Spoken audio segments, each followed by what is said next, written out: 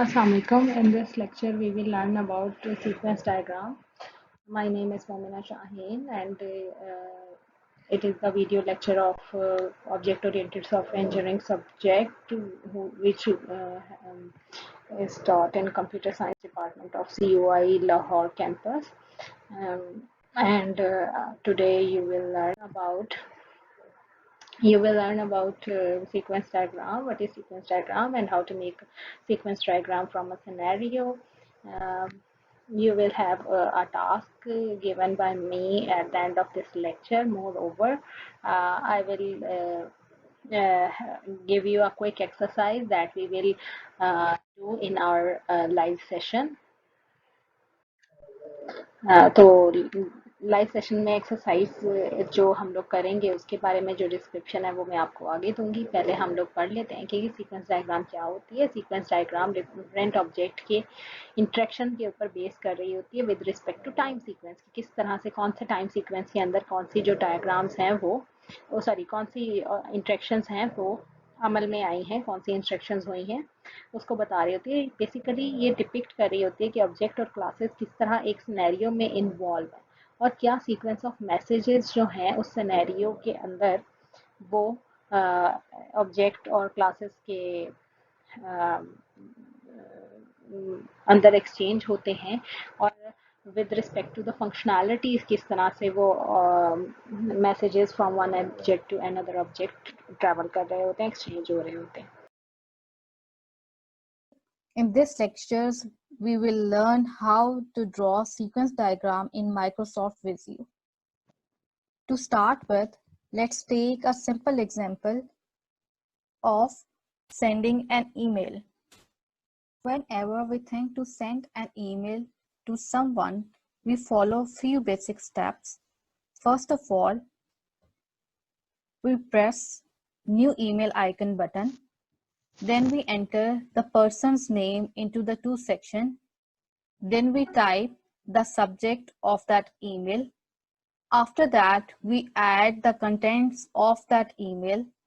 Then finally, we press the send button. The system then looks up for the email address in the address book and then submits that email to the email server. This is how complete process of sending an email is done in a system. Let's try to draw the sequence diagram of the same scenario on Visio. Okay, students. So here I am having Visio 2016. Before starting to draw sequence diagram, the first question is to find the interface we need to draw the UML sequence diagram. The first and easiest step to find the sequence diagram interface is simply on here search, simply write UML sequence diagram and let Visio search the interface for you. Here that is UML sequence diagram. This is the simplest way to find. Another way is simply go to the software. Here it is, software. After that, in the category, we are also having software, business, education, personal, and process. I will simply select software again.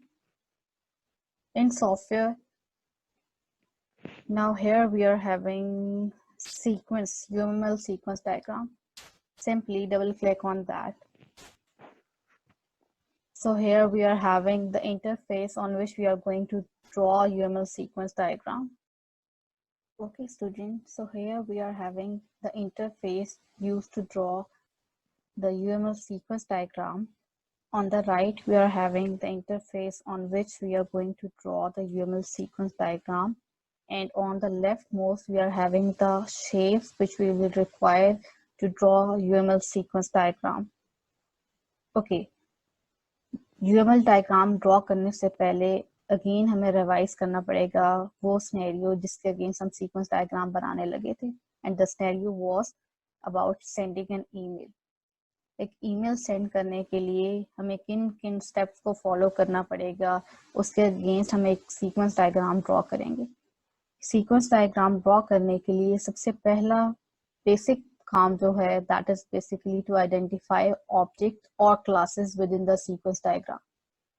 अब हमारे scenario को अगर ज़हन में रखा जाए तो सबसे first in the basic object और class you can say that is of a user. User मैं क्यों कह रही हूँ, क्योंकि जाहिर है जिसने भी ईमेल सेंड करनी है that would be a person, और मैं उस पर्सन को एक यूजर कंसिडर कर रही हूँ। अब we know that if our object or class is a living being, so we consider that as an actor. So here I am having an actor lifeline. I will simply click and drag this actor lifeline onto the interface. Okay. अब हम लोगों ने actor को name कैसे देना है, अगर आप लोगों को याद हो तो आप लोगों ने थ्योरी के लेक्चर में ऑलरेडी देखा होगा कि हम लोग किसी भी ऑब्जेक्ट या क्लास को नेम कैसे करते हैं।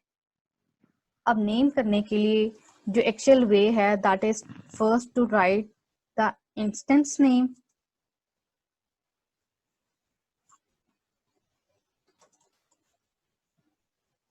Colon and then followed by the class name. Means अगर हमारे पास कोई ऐसा सिनेरियो है जहाँ पे हमारे पास इंस्टेंस और क्लास दोनों मौजूद हैं, means let's suppose class name is car और हमारे पास इंस्टेंस है क्रोला है, टोयोटा है, ये सारे के सारे इंस्टेंस हैं और हमें लगता है कि हमारे एक सिस्टम में ये सारे के सारे इंस्टेंस सेपरेटली वर्क कर रहे हैं, तो इस केस में तो हम लोग instance name and class name दोनों मेंशन करते हैं। Otherwise if we feel that कि हमारे पास जो सिस्टम मौजूद है उसमें सेपरेटली इंस्टेंसेस नहीं यूज हो रहे, मीन्स कि अगर कार है तो कार एक ही कंसिडर किया जा रहा है चाहे वो कोई भी टाइप ऑफ कार है, तो इसलिए हम सिर्फ डायरेक्ट क्लास नेम लिखते हैं। अब इस केस में भी जाहिर है कहीं डिफाइन नहीं किया था ईमेल सेंड करते हुए कि दैट इज अ मैनेजर और any person any other person, तो हम लोग क्या करेंगे, इसको रिप्रेजेंट करेंगे एज अ क्लास, तो मैं क्लास का नेम क्या दूंगी, यूजर। ओके अब उसके बाद क्या करेंगे, जाहिर है हमारे पास यूजर है तो यूजर ने सबसे पहले अगर हमें याद हो तो उसने इंटरेक्ट किया था उस वेब पेज से जो that is basically an email page, जिसके ऊपर उसने सबसे पहले उस सेंड बटन पे क्लिक किया था ताकि वो ईमेल बॉक्स ओपन हो सके। तो यानी कि मुझे एक और लाइफलाइन चाहिए which would be of object. इसको नेम कैसे देंगे, अगेन फिर वही बात है, मुझे इंस्टेंस लिखने की जरूरत नहीं है, तो I will simply write it as colon email page. आप लोग इसको रीसाइज कर सकते हो अकॉर्डिंग टू द यूज। ठीक हो गया। नेक्स्ट आपके पास थर्ड ऑब्जेक्ट क्या हो सकते हैं, थर्ड क्लास क्या बन सकती है, that is basically of address book. क्योंकि अगर आपको याद हो तो जब हम लोगों ने सब कुछ ईमेल फिल कर दिया था तो उसके बाद क्या करता था, जो पेज था वो एड्रेस बुक में जाके चेक करता था कि उस पर्सन का ईमेल एड्रेस क्या है। तो हम क्या करेंगे, एक और ऑब्जेक्ट ड्रॉ करते हैं that is basically address book. Again कैसे राइट करेंगे, इंस्टेंस नहीं है सिर्फ क्लास है, तो I will write it as address book. Again resize कर सकते हैं according to our requirement. And the last thing is, again हमें याद हो तो लास्ट काम क्या था कि जब एड्रेस बुक से हमें ईमेल एड्रेस मिल गया था तो उसके बाद सिंपली जो ईमेल पेज था वो सर्वर पे या सर्वर के थ्रू वो ईमेल सेंड कर देता था। तो means last thing is email server.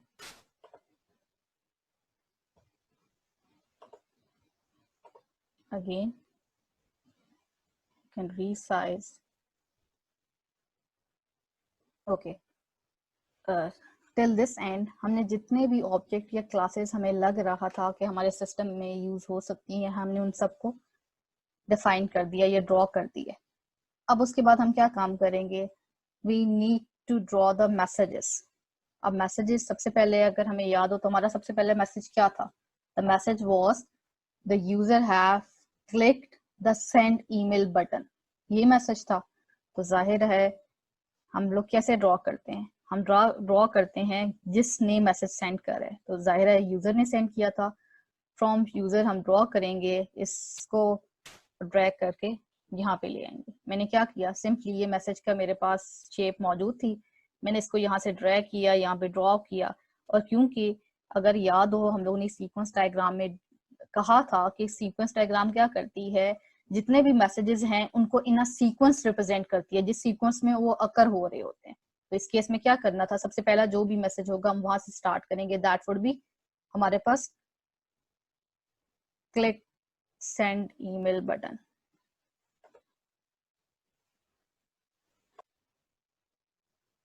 Okay, अब हम क्या करेंगे, हम सिंपली इस मैसेज को नेम करेंगे एंड द नेम इज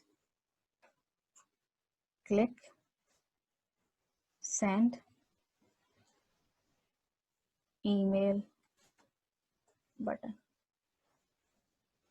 इसके बाद हम क्या डालेंगे, ब्रैकेट्स। मैं फॉन्ट इंक्रीज कर देती हूँ to make it more visible.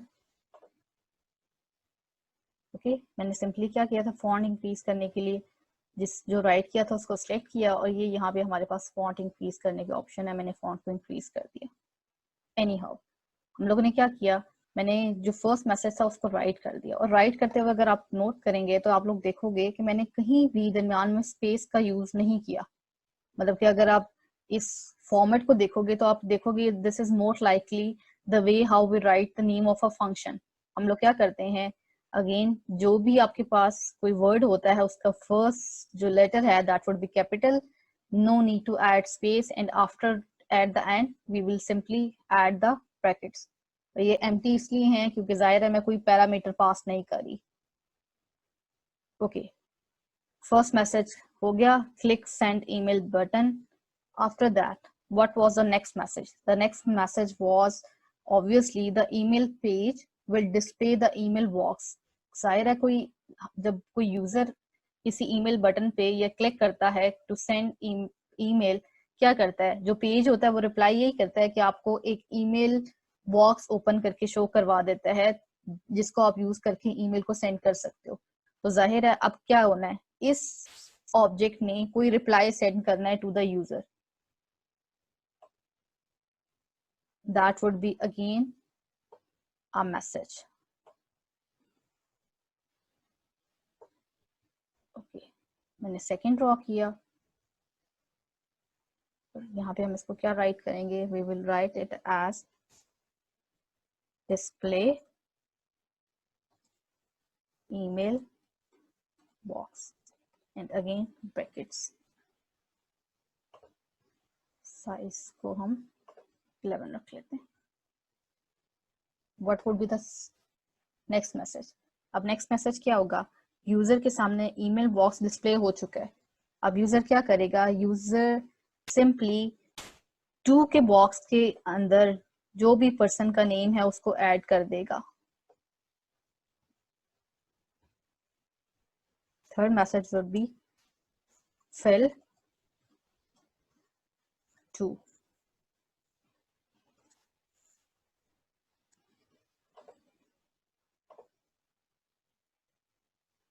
उसके बाद क्या होगा, उसके बाद अगेन नेक्स्ट मैसेज फिर यूजर की तरफ से होगा, दैट वुड बी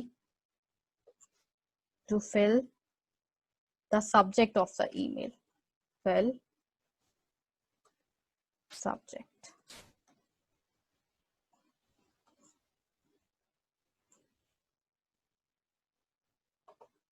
इसका साइज इंक्रीज करती जा रही हूँ।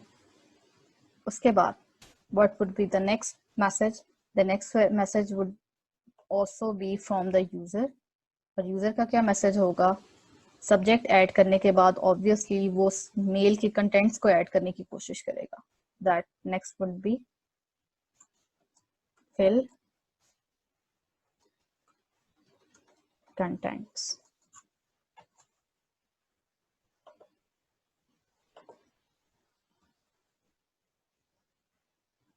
व्हाट नेक्स्ट, जितने भी रिक्वायर्ड चीजें थी ईमेल बॉक्स की वो सब कुछ फिल हो गई है।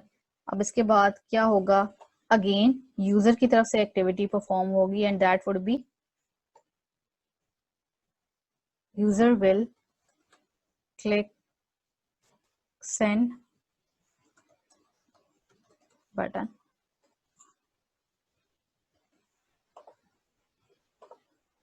अगेन अब यूजर ने जितने भी मैसेजेस देने थे ईमेल पेज को वो कंप्लीट हो चुके हैं।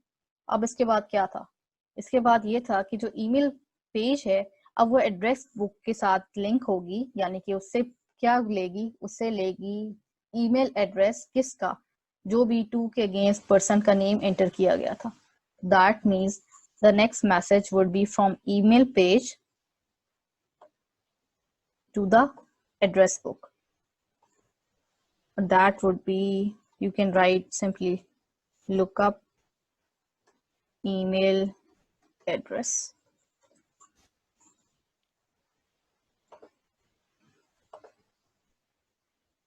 What next? ईमेल एड्रेस मिल गया। अब उसके बाद क्या होगा, जो आपके पास ईमेल पेज है वो ईमेल सर्वर को ये ईमेल सबमिट कर देगी। तो लास्ट मैसेज वुड बी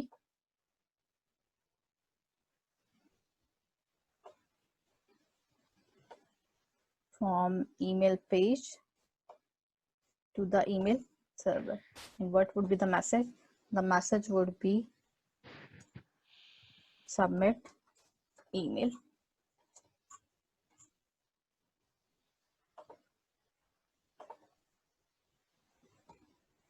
ये हमारे पास कंप्लीट हो गया। अब उसके बाद क्या होगा, ऑब्वियसली अगर आपको याद हो कि जब भी कोई ईमेल बॉक्स ओपन होता है, जैसे ही ईमेल सेंड होती है वो ईमेल बॉक्स क्लोज हो जाता है। तो यानी कि ईमेल पेज ने एक ईमेल बॉक्स खोला था, वो क्या करेगा, वो सिंपली उस बॉक्स को क्लोज कर देगा। और वो क्लोज कैसे होगा, हम उसको एक सेल्फ मैसेज से रिप्रेजेंट करेंगे। ये सेल्फ मैसेज की शेप यहाँ पे मौजूद है। हम सेल्फ मैसेज से क्या रिप्रेजेंट करेंगे,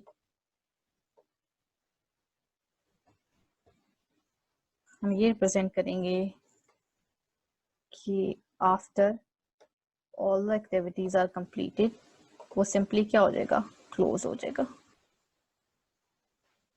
यहाँ पे हमारे सीक्वेंस डायग्राम की मेन जो मैसेजेस थे वो सारे ड्रॉ हो गए। क्या सीक्वेंस डायग्राम यहाँ पे कंप्लीट है? नो। व्हाई?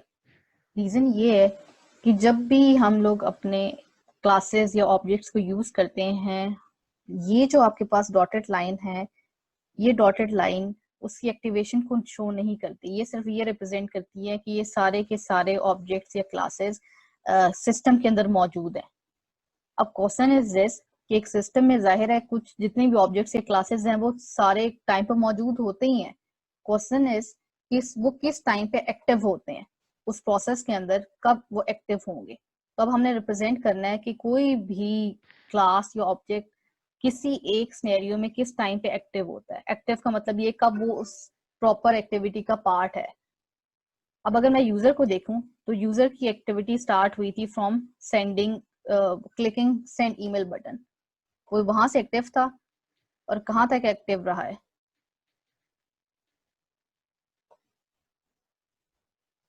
ऑब्वियसली अगर हम कहें तो that would be till close, क्योंकि जब तक उसके सामने से वो बॉक्स जो उसने ईमेल बॉक्स ओपन किया था या उसके पास डिस्प्ले हुआ था, जब तक वो क्लोज नहीं होगा वो उस जगह पे मौजूद है।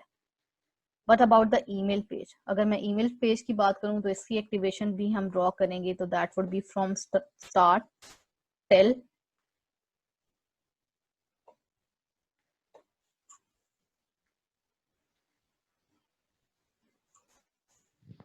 जब तक वो क्लोज नहीं हो जाती।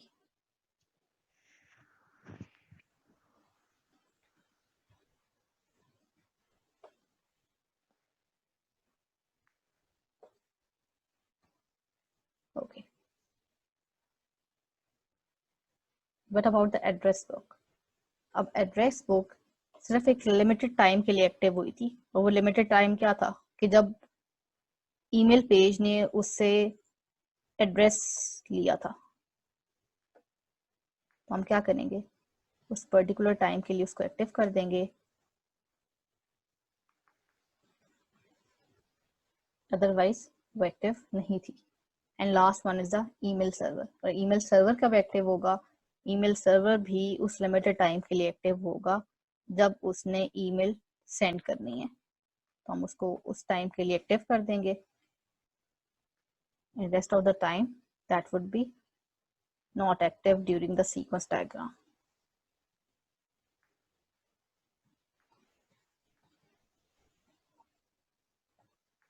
So this is the final sequence diagram of sending an email to someone. Okay, let's move to the solution of the scenario. So here is the solution, which is more or less resemble to what we have shown or drawn in Visio. Now in exercise, I'm providing you a scenario which is to draw a sequence diagram for online bookshop. The scenario explains that online customer can search book catalog, view description of a selected book, add book to shopping cart, and then do checkout. You have to draw the sequence diagram of this scenario on the Visio tool. हम लोग lab task देख लेते हैं कि इस exercise को जब live session में करेंगे उसके बाद आपको जो लैब टास्क दिया जाएगा वो ये होगा कि आपने सीक्वेंस डायग्राम्स जो हैं आपके प्रोजेक्ट की जितनी भी बनती हैं वो आपने बनानी है, ठीक है। और वो बना के आपने सबमिट भी करवानी है। इन्हें सेव भी रखिएगा क्योंकि ये आगे भी आपकी जब डिटेल डिज़ाइन रिपोर्ट होगी उसमें भी काम आ सकती हैं। तो इसलिए जो सीक्वेंस डायग्राम्स हैं वो आप अपने प्रोजेक्ट की बनाएंगे। रिकैप ले लेते हैं कि आज हमने क्या पढ़ा है। आज हमने देखा है कि सीक्वेंस डायग्राम क्या होती है, सीक्वेंस डायग्राम को कैसे बनाया जाता है किसी सिनेरियो से, और उसका लैब टास्क क्या होता है, मतलब लैब टास्क क्या आपको असाइन हुआ है। ठीक है, थैंक यू, अल्लाह हाफिज़।